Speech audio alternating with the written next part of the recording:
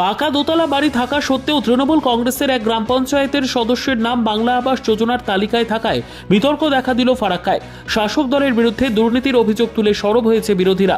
ফারাক্কা ব্লকের বেনিয়া গ্রাম পঞ্চায়েতের ৮ নম্বর সংসদ দেলোয়ারপুরের তৃণমূল কংগ্রেসের সদস্য মীর শাহজাহান আলী ওরফে চঞ্চলের দোতলা বাড়ি থাকা সত্ত্বেও আবাস যোজনার তালিকায় ৭,৩৩৩ নম্বরে নাম রয়েছে। এই গ্রাম পঞ্চায়েতের বহু মানুষের মাটির বাড়ি থাকা সত্ত্বেও আবাস যোজনার সুযোগ থেকে তাদের বঞ্চিত করা হয়েছে।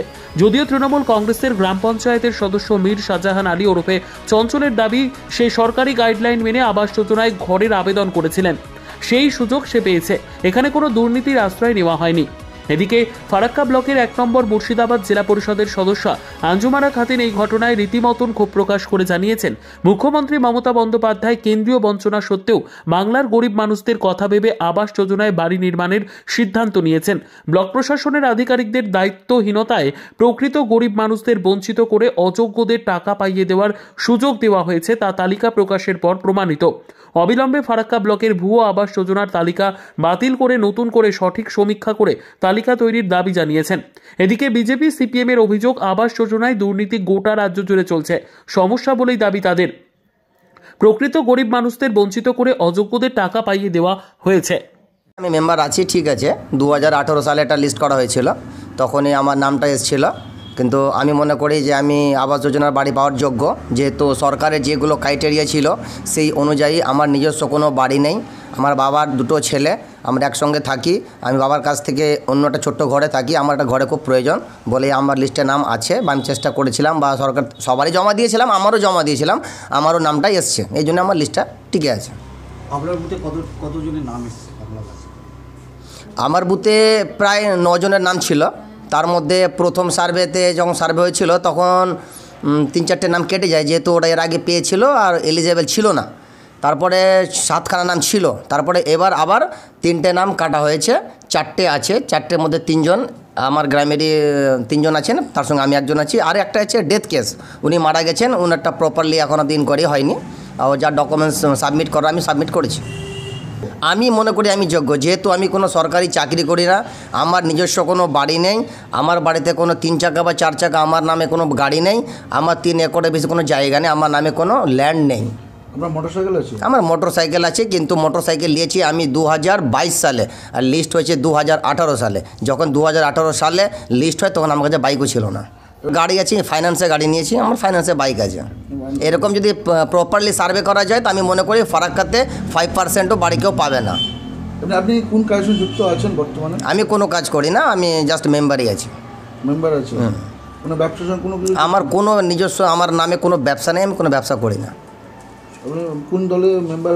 আমি নির্দল থেকে পাস করেছিলাম, পরে তৃণমূল কংগ্রেসে যোগদান করেছি। কোন পঞ্চায়েত? বেনিয়া গ্রাম পঞ্চায়েত, ফারাক্কা ব্লক। আপনার নাম? আমার নাম মীর শাহজাহান আলী, চঞ্চল নামে সবাই চেনে।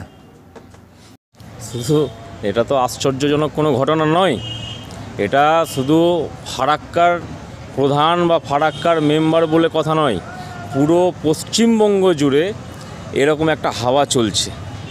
পুরো পশ্চিমবঙ্গের নেতাদের, তৃণমূলের নেতাদের ঘনিষ্ঠ যারা, তারাই আজকে ঘর পাচ্ছে, তাছাড়া গরিব মানুষরা কেউ ঘর পাচ্ছে না। আপনি দেখুন, শুধু ফারাক্কা কেন, ফারাক্কার বেনিয়া গ্রাম অঞ্চল কেন, ফারাক্কার আরও বিভিন্ন অঞ্চল আছে।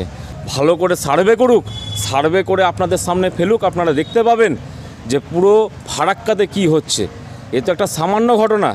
আজকে পশ্চিমবঙ্গের বুকে বহু প্রধান আছে যাদের পরিবার 35খানা বাড়ি নিয়েছে, কোনো প্রধান আছে যাদের পরিবারে 10খানা বাড়ি গেছে। তো এটা কোনো আশ্চর্যজনক ঘটনা নয়, তৃণমূল কংগ্রেসের দৌলতে এগুলো হতেই থাকে, এটা একটা সামান্য ঘটনা আমরা মনে করি। শুনুন, আজকের ডেটে পুরো বাংলার মানুষের কাছে তৃণমূল একটা কোষ্ঠকাঠিন্য হয়ে গেছে। এই কোষ্ঠকাঠিন্য সারানোর জন্য মানুষ ভেবে নিয়েছে কোন দলকে তারা সমর্থন করবে বা কোন ডাক্তারের কাছে তারা যাবে।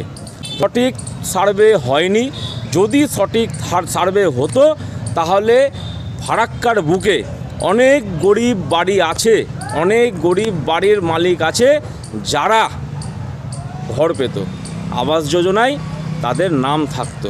এটা পুরোপুরি ফ্রড হয়েছে, পশ্চিমবঙ্গের মানুষের সাথে, পশ্চিমবঙ্গের ভোটারের সাথে। আপনার নাম? আমার নাম সুভাষিস ঘোষ। আপনি কিছু আবাস যোজনায় শুধু বেনিয়াগ্রাম পঞ্চায়েত বা ফরাক্কা ব্লক নয়, আবাস যোজনায় গোটা রাজ্যে যে দুর্নীতি হয়েছে তার দিকে দিকে মানুষের বিক্ষোভ তার প্রমাণ করেছে।